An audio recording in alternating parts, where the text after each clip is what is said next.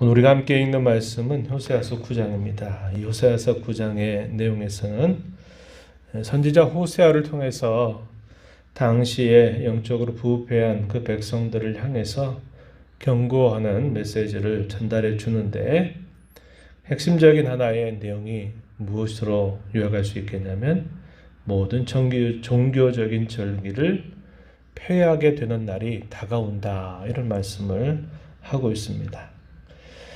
당시에 이스라엘은 종교적인 열심이 없는 것은 아니었어요. 그러나 그 종교적인 열심이 올바른 열심이 되지 못했고, 하나님을 향한 순수함이 되지 못하고, 하나님께도 제사를 드리는 반면에 다른 신들에게 또 많은 이런 제사를 드리는 일들을 병행했다고 하는 겁니다. 종교적인 나름 열심을 가지고 있는데 그것이 올바른 열심도 아니었고 하나님을 향한 진정한 열심이 아니었다고 하는 것이 문제였습니다. 그래서 하나님은 선지자 호세아를 통해서 그런 모든 종교적인 절기들을 다 폐하게 되는 날이 다가온다, 이 사실을 엄숙하게 경고하는 내용이 주어집니다. 이것이 1절부터 9절까지 내용이라고 본다면요, 마지막 10절부터 마지막 절 내용에서는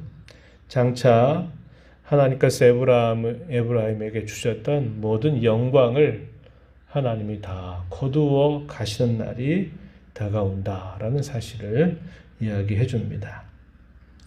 계속적으로 하나님께서 말씀의 종들을 보내서 그들에게 하나님의 마음을 보여주고, 또 선지자를 통해서 끊임없이 그들에게 어떻게 하는 길이 그들이 참된 평안과 기쁨을 누리는 길인가를 알려줌에도 불구하고, 하나님께서는 진정으로 그 백성들을 기다리면서 치유하시기를 그토록 원하시건만, 그 백성들은 헛된 열심에 빠져서 하나님의 음성을 듣지 않는 그런 상태에 있었다고 한 겁니다. 그러하기에 끊임없이 선지자를 통해서 또다시 그들에게 살 길을, 또 그들이 그 길을 거절하게 될 때 그들에게 어떤 일들이 기다리게 되는지, 그것을 분명하게 이야기해주고 있는 것입니다. 먼저 1절 말씀에 가서 보면은, 너희는 이방 사람들처럼 기뻐 뛰놀지 말아라, 이렇게 표현을 했습니다. 하나님의 백성들이 참으로 기뻐해야 될 것, 또 기뻐하지 말아야 될 것, 그것을 분별하는 그런 상황이 없는 겁니다.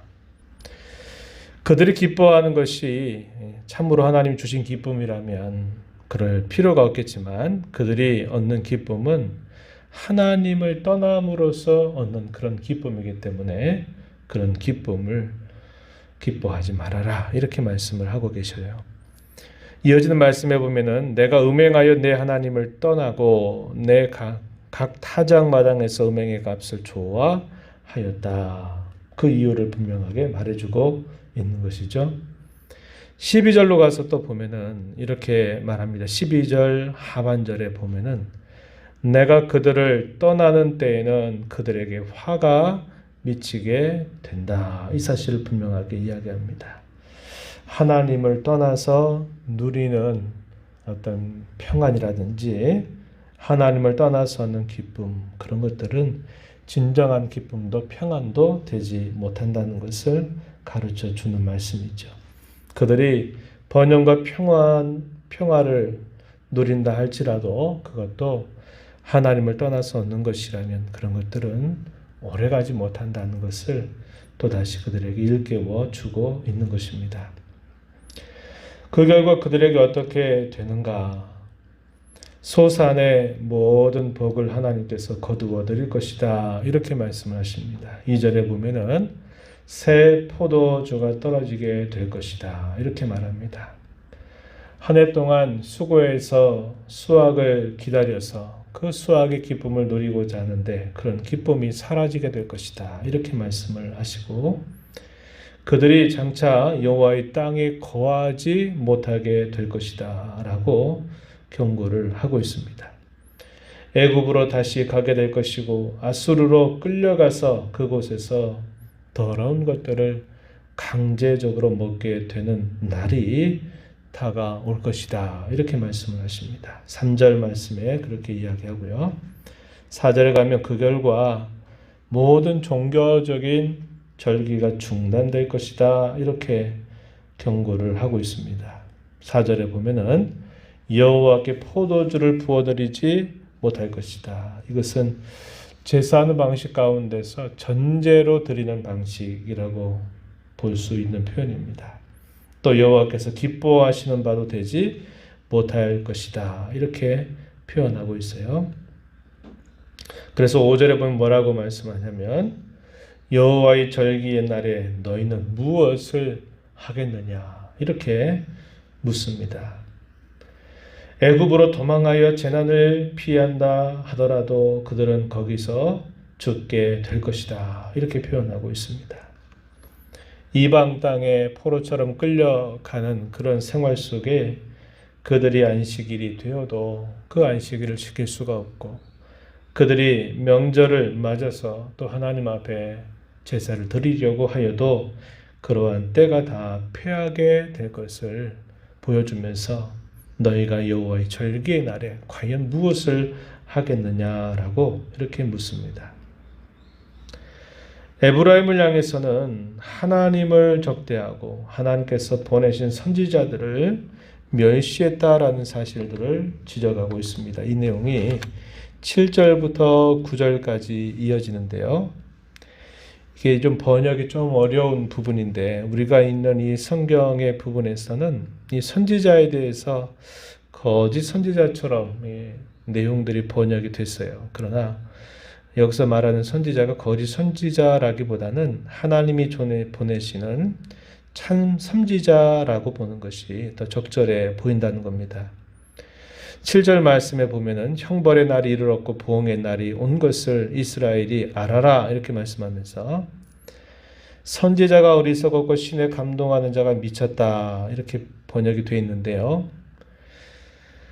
그 뒤에 이어지는 말씀에 보면은 이스라엘의 죄악이 많고 이스라엘의 원한이 크기 때문에 선지자들이 어리석어지고 신에 감동하는 자가 미친 것처럼 보인다. 이렇게 번역할 수 있다는 겁니다.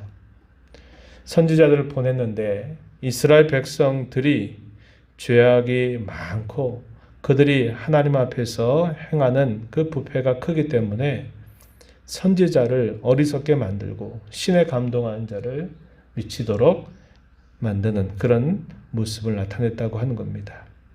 그 선지자들은 어떤 사람들인가? 8절도 번역이 좀 오해하게 되어 있는데 그 선지자는 하나님과 함께하는 파수꾼이다. 하나님께서 자기 백성들을 지키시기 위해서 보내시는 파수꾼과 같다는 겁니다. 그러나 그런 모든 선지자들을 이스라엘 백성들은 다 멸시하고 무시하고 그들을 보내신 하나님을 대적했다고 한 것입니다. 그들의 그 부패함은 어느 정도 갔느냐? 9절의 말씀에 보니까 기브와의 시대와 같이 심히 부패하였다라고 이렇게 표현을 하고 있다는 겁니다. 그들에게 이러한 일들이 닥쳐오게 될 것이다 라고 엄숙하게 경고를 하면서 하나님을 떠난 그들을 향해서 하나님에게 다시 돌아올 것을 촉구하는 그런 말씀을 전달하고 있는 것입니다. 그들에게 하나님께서 베풀어 주셨던 하나님의 큰 은혜와 사랑을 그들이 저버리게 되면 결국 그들에게 주신 모든 영광들이 사라지게 될 것을 이야기해 주고 있습니다. 10절에 보면은 하나님께서 그 백성들 향해서 가졌던 마음 뭐라고 표현했냐면 옛적에 내가 이스라엘을 만나기를 광야에서 포도를 만난 같이 하였다. 너희 조상들을 보기를 무화과 나무에서 처음 맺힌 첫 열매를 본과 같이 하였다. 하나님께서 이스라엘 백성들을 사랑하셔서 그 백성들을 표현할 때 마치 적막한 아무것도 없는 광야에서 포도를 만나는 것처럼 기뻐하셨고 무화과 나무를 길러서 그 무화과 나무에서 첫 열매가 날 때의 그런 기쁨처럼 하나님의 백성들을 기뻐하고 사랑하시고 그들을 귀하게 여기셨는데, 그들이 하나님을 저버리고 우상에 빠져서 죄를 범하게 되므로 그들이 우상처럼 어리석은 자들이 되고 가증스러운 자들이 되었다라고 이야기합니다. 10절 하반절 보면 이스라엘의 배교에 대해서 이야기를 하시죠. 11절 가서 보면 에브라임의 영광이 새같이 날아가게 될 것이다, 이렇게 말합니다. 그들이 누렸던 모든 것들이 마치 새가 훌쩍 날아가 버리는 것처럼 한순간에 다 사라지게 될 것을 그들에게 경고하고 있는 것입니다. 이런 말씀들을 계속 선지자를 통해서 들려주는 이유가 뭘까요? 그 백성들이 얼마나 영적으로 무지몽매한 상태에 빠져 있는지, 그들이 얼마나 하나님 앞에서 완고한 고집을 가지고 있는지, 그것을 보여주고 있다는 것을 우리는 알게 됩니다. 우리가 이 말씀을 보면서 언약 백성으로서 마치 광야에서 포도주를 만나는 것처럼 자기 백성들을 기뻐하셨음에도 불구하고 그 하나님의 은혜를 저버리고 세상 사람들이 얻는 그 기쁨을 쫓아 살아가게 되면서 그들의 모든 종교적인 절기가 피해지게 되는 것과 하나님께서 그들에게 주시는 그 모든 영광이 한순간에 다 사라져버리게 될 것을 경고받고 있는 것을 보게 되죠. 오늘 저와 여러분이 그리스도의 신부로 부름받은 귀한 은혜를 감사하면서 이 세상 사람들의 즐거움, 이 세상 사람들의 모습을 따라가다가 우리에게 주신 모든 존귀함을 잃어버리지 않도록 늘 조심하는 자세로 살아야 되겠고, 우리가 살아가는 삶 속에서 우리의 신앙이 무뎌지거나 또 우리가 영적으로 어두워지지 않도록 우리의 마음이 오랜 좋지 않은 습관들에 젖어서 하나님의 말씀을 들어도 끊임없이 내 길을 고집하고 가지 않도록 늘 우리 자신을 잘 살피는 자세를 가져야 하겠습니다. 하나님의 은혜가 아니면 우리가 그 가운데 바르게 설 수 없다는 것을 늘 기억하면서 오늘도 하나님의 은혜를 구하고 또 이 땅의 모든 교회들이 이런 공고한 때를 지나면서 무뎌진 영적인 감각이 다시 깨어나게 해달라고, 이 땅의 주의 백성들이 다시 하나님의 은혜를 깊이 갈망하고 또 사모하고 회복되는 역사가 있도록 간절하게 기도해 주시기를 부탁하겠습니다. 하나님 아버지, 이 새벽 시간에도 저희들을 깨워서 오늘도 하나님 앞에 찬양과 경배를 드리며 또 이 하루를 시작하게 하신 것을 감사드립니다.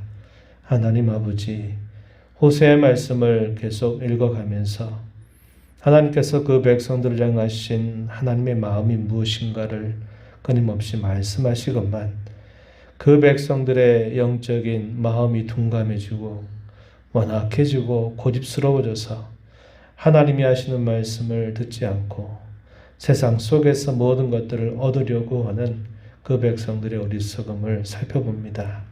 이러한 말씀들을 오늘을 살아가는 저희들에게 주의 성령께서 잘 적용시켜 주시고 깨우쳐 주셔서 저희가 살아가는 이 삶 속에서 똑같이 영적으로 둔감해지고 또 어두워지는 심령이 되지 않도록 인도하시고 저희들에게 주신 존귀한 은혜를 늘 기억하고 세상 사람들을 본떠 살아가는 일에 급급하게 살아가는 것이 아니라 하나님께서 주신 존귀함을 잘 지켜가며 하나님이 주시는 기쁨과 즐거움을 얻어 살아가는 삶이 되도록 인도하여 주옵소서. 은혜의 보좌 앞에 나와서 아버지의 은혜를 간절하게 구하는 심령들의 간구에 귀 기울여 주시고 응답해 주시기를 바라며 예수님 이름으로 기도하옵나이다. 아멘.